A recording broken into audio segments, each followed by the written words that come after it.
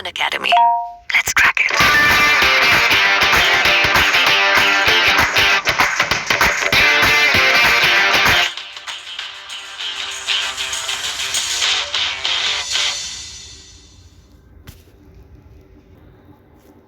Hi friends, मैं आकांक्षा शर्मा जी के वित्ताकांक्षा में आपका स्वागत करती हूँ। फ्रेंड्स, आज हम दर्शन शास्त्र की केस स्टडी पढ़ने वाले हैं। केस स्टडी बहुत ज़्यादा मेन रोल प्ले करता है, 65 नंबर्स। और ये क्या है, मतलब आपने अगर केस स्टडी अच्छे से किया है तो आप कुछ क्वेश्चंस एथिक्स में छोड़ते हैं, या कुछ क्वेश्चन आपसे नहीं बनते हैं, या कुछ क्वेश्चन आप थोड़ा सा अच्छा नहीं लिखते हैं, तो भी आपको बहुत अच्छे मार्क्स मिलते हैं केवल केस स्टडी के कारण। क्योंकि केस स्टडी बहुत ज़्यादा वेटेज प्ले करते हैं। आपको केस स्टडी को बहुत अच्छे से समझना है, केस स्टडी को किस प्रकार से हल करना है, केस स्टडी में किस प्रकार के शब्दों का यूज़ करना है, तो वो हम आज देखेंगे। इसके अलावा फ्रेंड्स, आप मेरे चैनल को सब्सक्राइब कीजिए ताकि आपको मेंस का, प्री का, वनडे एग्ज़ाम का और कोई भी आप एग्ज़ाम की तैयारी कर रहे हो एमपी और इंडिया में, सभी का आपको मेरे चैनल पे सामग्री उपलब्ध रहेगी।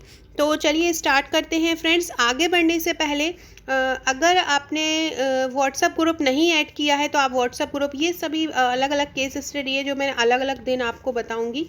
वैसे मेरा एक केस स्टडी का ये अलग पैकेज है जिसमें दर्शन शास्त्र पेपर, केस स्टडी और 3 नंबर मिलते हैं। इस केस स्टडी में आपको लगभग 75 प्लस आपको केस स्टडीज़ मिलेंगी। साथ में मैंने आपको इसके साथ एक व्हाट्सएप ग्रुप दूंगी, वहाँ पे भी मैं आपको केस स्टडी कराती रहूँगी ताकि आपको हर प्रकार की केस स्टडी आपको आ पाए। कैसा भी केस स्टडी आपको सॉल्व करने आए तो आप उसको सॉल्व कर ला पाए। तो अगर आप ये 3 फाइलों का पैकेज लेना चाहते हैं तो ले सकते हैं। इसकी हार्ड कॉपी 1000 रुपये में है और इसकी सॉफ्ट कॉपी जो है आपको 490 रुपये में है।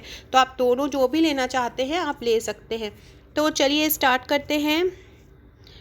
ये 5 केस स्टडी मैंने निकाली है, उनमें से एक मैं आज करा देती हूँ और एक हम कल करेंगे। सबसे पहले फ्रेंड, चैनल को सब्सक्राइब ज़रूर कीजिएगा ताकि आने वाली जो भी वीडियोस आप इसके भाग देखें या कोई भी और वीडियोस देखें तो उसकी इन्फॉर्मेशन आप तक मिलती रहे। देखिए, सबसे पहले आप ये छोड़ दीजिए, है ना। सबसे पहले मैं जो ये बोल रही हूँ बस उसका ध्यान दीजिए।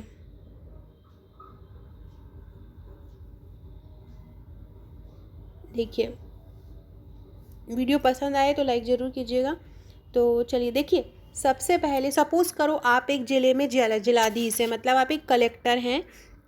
आपके कार्यालय का एक कर्मचारी रिश्वत लेते हुए रंगे हाथों पकड़ा गया। आप एक जिले के कलेक्टर हैं और आपका एक कार्यालय का एक कर्मचारी है और रिश्वत लेते पकड़ा गया। वह एक गरीब व्यक्ति है और उसके 3 छोटे छोटे बच्चे हैं। जो रिश्वत लेते पकड़ा वो क्या कहते हैं, गरीब है और उसके 3 छोटे छोटे बच्चे। देखिए, जब आप केस स्टडी सॉल्व करें तो आपको क्वेश्चन बहुत अच्छे से पढ़े, इतने अच्छे से पढ़ना है कि वो आपके दिमाग में बिल्कुल बैठ जाए जब आप केस स्टडी हल करें।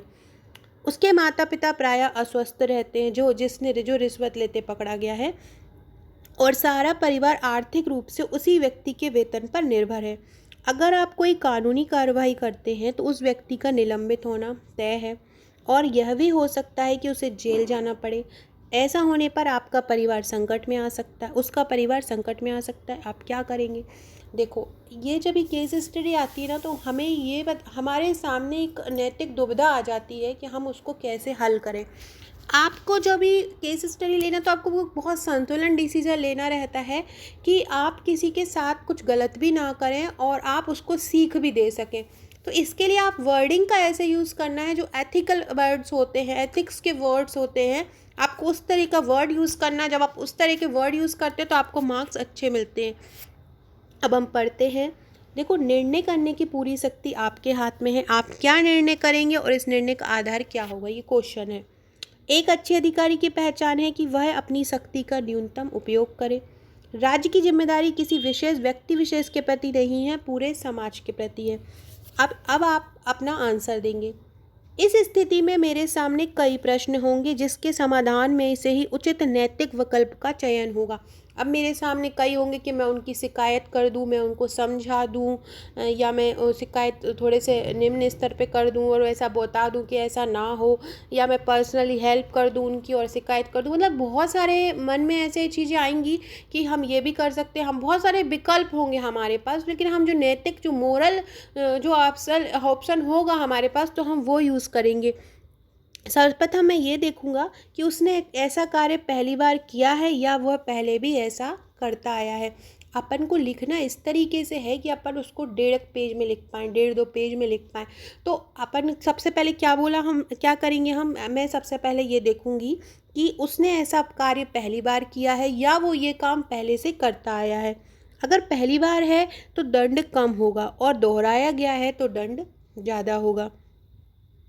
मैं यह देखूंगा कि उसके भ्रष्ट आचरण की मात्रा और अनुपात क्या है, मतलब उसने जो ये आचरण किया है वो कितना बड़ी मात्रा में किया है, मैं ये जांचूंगा। अगर कोई छोटा मोटा मामला है, जैसे नकली यात्रा दिखाकर यात्रा भत्ता या स्टेशनरी के लिए रिश्वत दी गई है, जैसे माल आपूर्ति के लिए रिश्वत दी गई हो, तो मैं उसको थोड़ा बहुत दंड देने का सोचूंगा।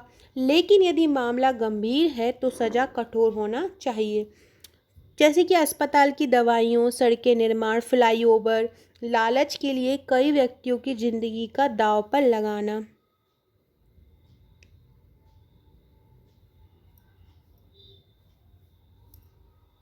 हाँ, तो क्या बोले थे, लालच के लिए अगर देखो, अगर भ्रष्टाचार इस हद तक किया हो कि किसी की जिंदगी दांव पर लगी हो, तो सज़ा क्या होगी, कठोर होगी।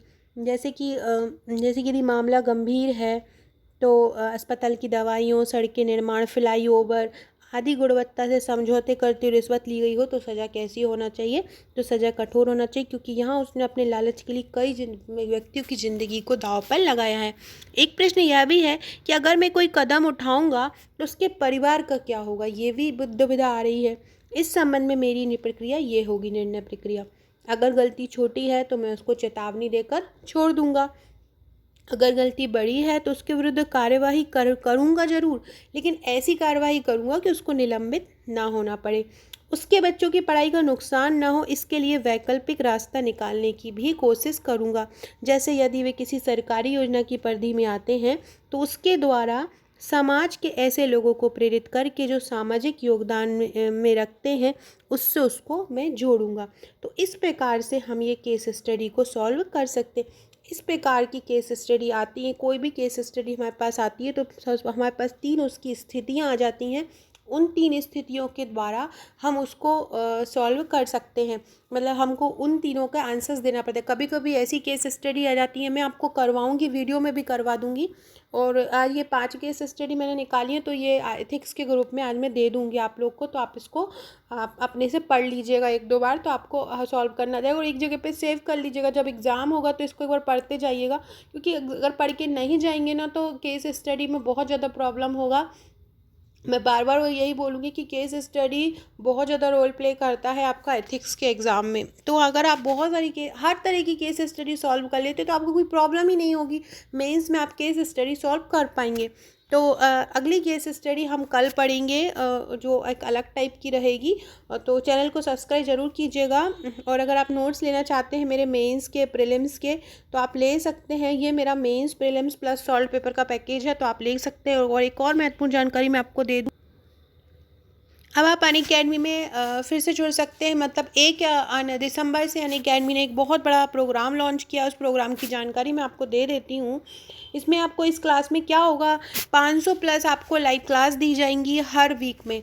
इसके अलावा आपको लाइव डाउट क्लियरिंग सेशन रहेगा, आपके जो डाउट होंगे मन में वो क्लियर कराए जाएंगे इंडिया और एमपी के टॉप एजुकेटर द्वारा। डेली और weekly free live mock test होगा कि आप डेली टेस्ट दे पाएंगे, वीकली टेस्ट दे पाएंगे, जिसके कारण आपके पास एक स्कोर कार्ड हो जाएगा और आप अपनी कंडीशन को जज कर पाएंगे कि आपकी स्थिति कैसी है। ये जो टेस्ट होगा 4 डिफरेंट एग्जाम के लिए होगा। 4 डिफरेंट एग्जाम, इनमें कौन कौन से होंगे, एमपीपीएससी प्रीलिम्स होगा, पुलिस कांस्टेबल होगा, एमपी एसआई होगा, एमपी जेल प्रहरी होगा, आप फ्री लाइव क्विज दे सकते हैं, 20K प्लस क्वेश्चन इसमें आप आ सकते हैं, इसमें आप दे सकते हैं। T20 सीरीज़ आप ज्वाइन कर सकते हैं, जिसमें 20 क्वेश्चन आपको 20 मिनट्स में सॉल्व करना है। इसके अलावा आप कोई भी पेपर का एनालिसिस कर सकते हैं टॉप एजुकेटर के द्वारा, इंडिया के और MP के, और भी अलग स्पेशल इवेंट्स आप यहाँ पे फॉलो कर सकते हैं। आपको क्या करना है, अनअकैडमी ऐप डाउनलोड करना है, आपको जो कोर्स सिलेक्ट करना पढ़ना चाहते हैं वो आप सिलेक्ट कर सकते हैं। इसके बाद आपको यहाँ पे अपना रेफरल कोड डालना है, जो भी कोड आप यूज़ कोड करना चाहें। रेफरल कोड का मतलब होता है जैसे कि अगर आप मेरा कोड डालेंगे akanksha.gk, तो आपको अगर कोई प्लस सब्सक्रिप्शन ले रहे हैं तो आपको 10% का डिस्काउंट मिल जाएगा। कैपिटल अक्षर में आपको akanksha.gk लिखना है। इसके अलावा आप जैसे ही एंट्री करेंगे तो आपको ये फ्री प्रोडक्ट मिल जाएगा। ये इसकी सब्सक्रिप्शन की डिटेल है। इसके अलावा फ्रेंड्स, आप मेरे व्हाट्सअप ग्रुप से भी जुड़ सकते हैं, जिसकी डिटेल नीचे दी गई है, उससे आप ज्वाइन हो सकते हैं। Okay friends, thank you.